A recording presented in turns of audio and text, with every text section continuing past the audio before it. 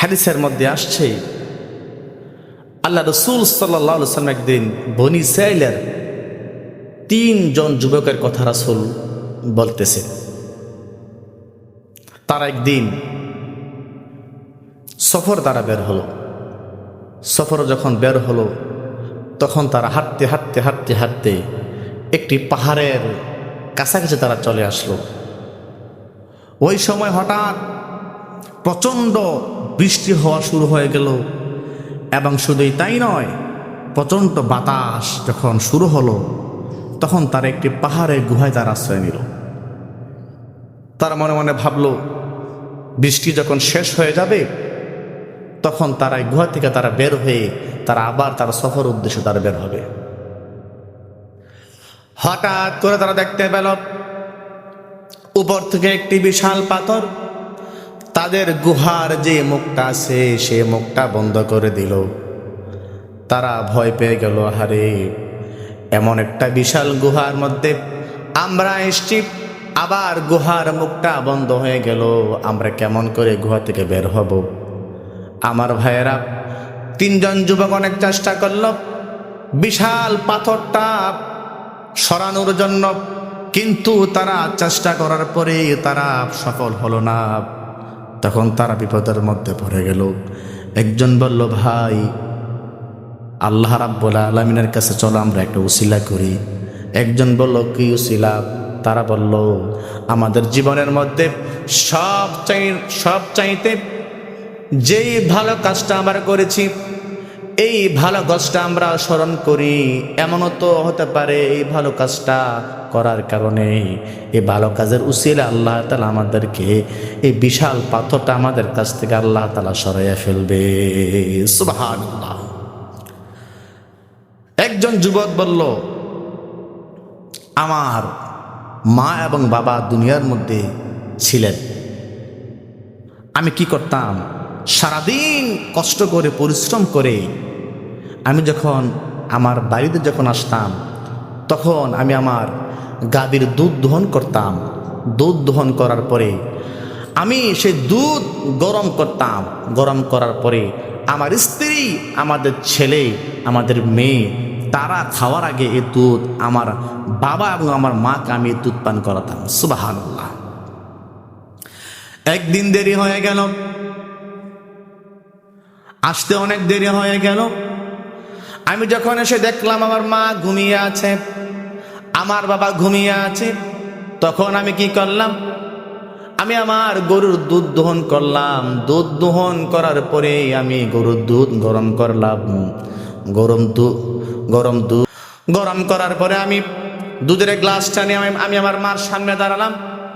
আমার মা ঘুমিয়ে আছে, আমার বাবা ঘুমিয়ে আছে, কিন্তু আমার সন্তান ক্ষুধার যন্ত্রণায় চিৎকার করতেছে। শুধুই তাই নয়, আমার সন্তান আমার পায়ের কাছে চলে আসছে, বাবা ক্ষুধার যন্ত্রণায় আর আমি সহ্য করতে পারি না, বাবা তুমি মেহেরবানি করো, আমাকে একটু মেহেরবানি করে দুধ পান করাও। কিন্তু তিনি কি করলেন? সন্তানকে দুধ পান করালেন না। সকাল হয়ে গেল, মা ঘুম থেকে উঠল, বাবা ঘুম থেকে উঠল। ওঠার পরে যখন সন্তান সমস্ত কথা যখন মা বাবার সামনে যখন উপস্থাপন করলো, আমার বাবারা, মা তার চোখ থেকে অজরে পানি পড়া শুরু হয়ে গেল। ওই যুবক যখন গুহার মধ্যে যখন পড়ে গেল, ওই যুবক সঙ্গে সঙ্গে আল্লাহ তাআলাকে বললেন, ওগো আল্লাহ, যদি এই কাজটা আমি তোমার সন্তুষ্টির জন্য করে থাকি, মেহেরবানি করে আমরা যে বিপদের মধ্যে পড়েছি মাওলা, মেহেরবানি করে তুমি আমাদেরকে সেই বিপদ থেকে তুমি আমাদেরকে রক্ষা করো। সুবহানাল্লাহ। তখন আল্লাহ তাআলা কি করলেন? পাহাড়ের মধ্যে তাদের গুহার যে মুখের মধ্যে যে বিশাল পাথরটা আটকিয়ে গেল, তখন আল্লাহ তাআলা সামান্য একটু পাথরটা সরালেন। সুবহানাল্লাহ বলতেন না? আরেকজন যুবক বলল, আমি একজন শ্রমিক নিয়োগ করলাম একদিনের জন্য। সে সারাদিন কষ্ট করলো, পরিশ্রম করলো। পরিশ্রম করার পরে বিকাল যখন হলো, ওই শ্রমিক আমার কাছে আসলো। আসার পর বলল, মালিক গো, তুমি যদি আল্লাহ তাআলাকে ভয় করো তাহলে আমি সারাদিন কষ্ট করেছি, পরিশ্রম করেছি, তুমি আমার পারিশ্রমিক আমাকে তুমি দিয়ে দাও। মালিক যখন ঘরের মধ্যে যখন গেল পারিশ্রমিক নিয়ে আসার জন্য, টাকা নিয়ে আসার পরে ওই শ্রমিককে তিনি খুঁজে পেলেন না। একদিন হলো, 2 দিন হলো, কয়েকদিন হলো, তাকে কোথাও তিনি খুঁজে পেলেন না। ওই মালিক কি করলেন, এই টাকা দিয়ে তিনি কিছু জমি চাষ করলেন। জমি চাষ করার পরে এর থেকে যখন লভ্যাংশ যখন হলো, আবার তিনি কিছু বকরি কিনলেন। জমি চাষ করলেন, বকরি কিনলেন, অনেক দিন হয়ে গেল। হঠাৎ করে যুবক যখন আসলো, হে মালিক, আল্লাহ তাআলাকে তুমি ভয় করো। আমি অনেক দিন আগে তোমার কাছে আমি এসেছিলাম, একদিন আমি কাজ করেছিলাম। এখন আমি আমার পারিশ্রমিক নেওয়ার জন্য তোমার কাছে আসছি। তুমি যদি আল্লাহ তাআলাকে ভয় করো, তাহলে তুমি আমার সেই পারিশ্রমিক তুমি আমাকে দিয়ে দাও। মালিক বলল, এই যে যুবক তুমি দেখতে পাচ্ছ, এই যে বকরিগুলো তুমি দেখতে পাচ্ছ?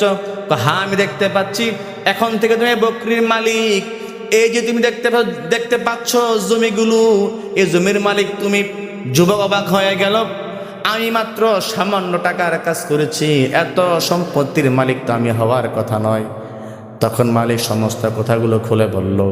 আমার বাবারা, ওই মালিক বলার লাগো, তোমাকে রাজি এবং খুশি করার জন্য, তোমাকে ভয় করে আমি এই কাজটি করেছি।